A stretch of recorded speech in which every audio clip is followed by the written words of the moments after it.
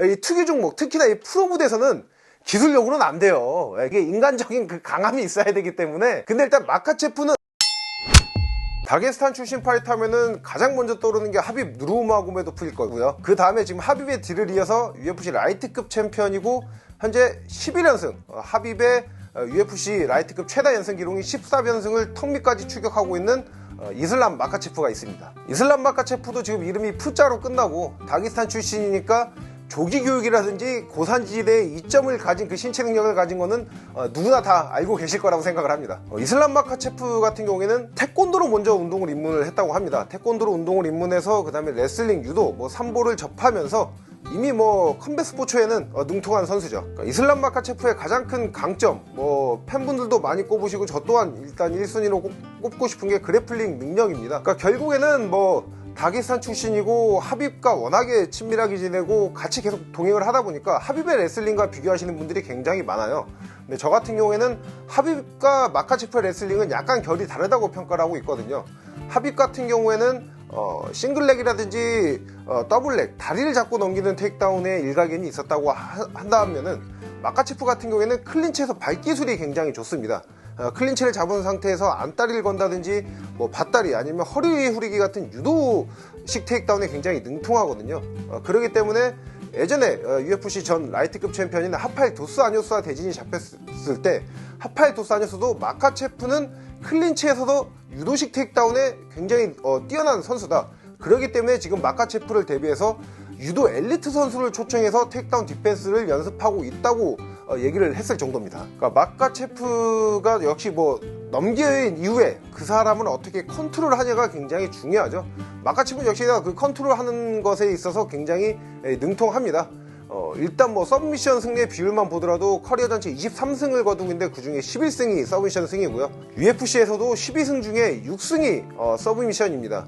특히나 마카체프가 이 서브미션까지 연기하는 과정이 흔히 말하는 그 하프가드에서 많이 연기가 되거든요. 하프가드에서 기무라라든지 그 암트라이앵글 초크가 굉장히 뛰어난 선수인데 특히나 이 기무라 같은 경우에는 기무라를 통해서 서브미션을 잡는다든지 서브미션을 방어에 신경 쓰다 보면은 포지션 패스를 하기에 굉장히 용이한 기술입니다. 그러니까 이슬람 마카체프가 지금 가장 가소평가를 받는 부분이 제 개인적으로는 이슬람 마카체프의 가장 강한 강점으로 꼽고 싶은 영역입니다.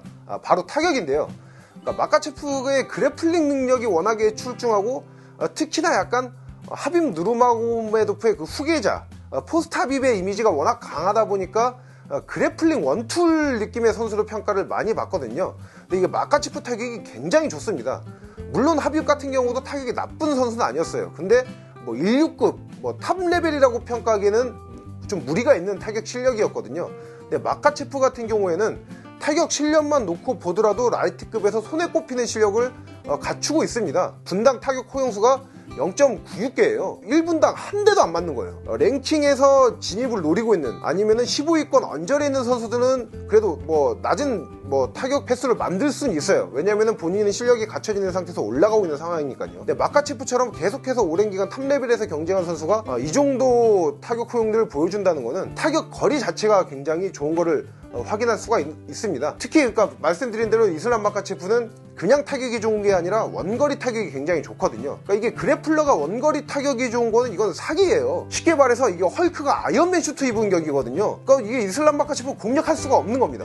그러니까 대부분 타격가의 선수가 그래플러를 상대할 때 아니면은 어쨌든 간에 좀 무기가 다양한 선수가 그래플러 위주의 성향을 선수할 때 취하는 전략이 압박을 아예 당하지 않거나 왜냐면 압박을 당하면은 이제 케이지에 몰리게 되면서 테이크다운 허용이 쉬워지니까요. 아니면은 본인이 아예 극단적인 스텝을 밟으면서 아웃파이팅을 펼치는 전략이 있거든요. 그런데 마카체프처럼 이렇게 원거리 타격이 강점이 있으면은 이도 저도 하기가 힘들어요. 근거리 타격을 그러니까 압박을 안 당하려고 본인이 오히려 선제적 압박을 하면은 마카체프의 카운터 타격이 나올 수가 있고요. 그리고 그래플링이 두려서 아웃파이팅 전략을 취하면은 마카체프가 타격이 좋은데 특히나 이 킥이 좋거든요. 킥을 통해서 길목을 가로막고 테이크다운이 들어가고 그 다음에 또 이제 마카체프의 장점인 서브미션 기술이 나오기 시작하는 겁니다. 저 같은 경우에는 지금 현재 UFC에서 가장 완벽한 선수로 지금 마카체프를 꼽고 있거든요. 근데 이것도 지금 말씀드리기 조심스러운 게 아데사냐 제가 타격 칭찬했다가 져가지고 근데 제가 항상 말씀드린 거지만 이 특유 종목 특히나 이 프로 무대에서는 기술력으로는 안 돼요. 이게 인간적인 그 강함이 있어야 되기 때문에. 근데 일단 마카체프는 아까도 말씀드렸죠. 다게스탄에서 조기 교육이 완료된 선수입니다. 이 신체적 강인함도 갖춰 있는 선수예요. 그러니까 특히 이 코치진의 역할을 빼놓을 수가 없습니다. 그러니까 다른 프로축구나 프로야구와 달리 이게 소속팀 있는 스포츠가 아니잖아요. 그렇기 때문에 선수 본인이 지금 당장 개선을 원하고자 하는 그런 부분들에 대해서 즉각적인 반응이 곧 코치진, 팀을 이동하는 거거든요. 그렇기 때문에 다른 스포츠보다 UFC 같은 경우에는 탑 레벨의 선수가 생각보다 팀을 이적하는 경우가 굉장히 많아요. 그만큼 선수의 흐름, 또 시기에 따라서 각자 원하는 기술, 배우고자 하는 게 다르거든요. 근데 이 마카체프 같은 경우에는 하빔 누르마고메도프라는, 그러니까 거의 초등학교 때부터 계속 같이 동고동락하면서 지낸 친구이자 형이고 또 스승이자 멘토이고 여러 가지 역할을 하빕이 다 해주고 있는 거예요.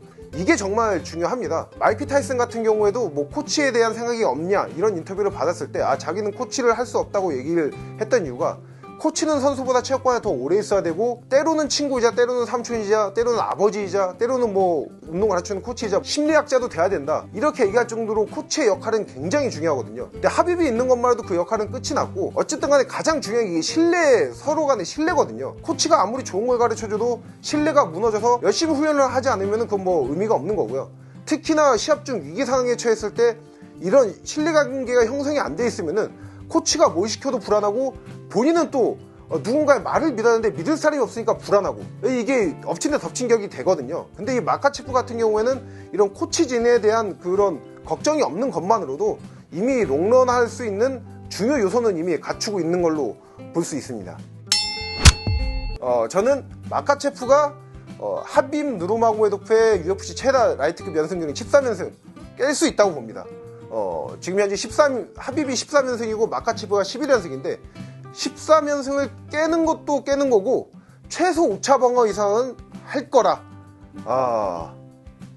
자신감이 많이 떨어져 보이나요? 렛츠 댄스.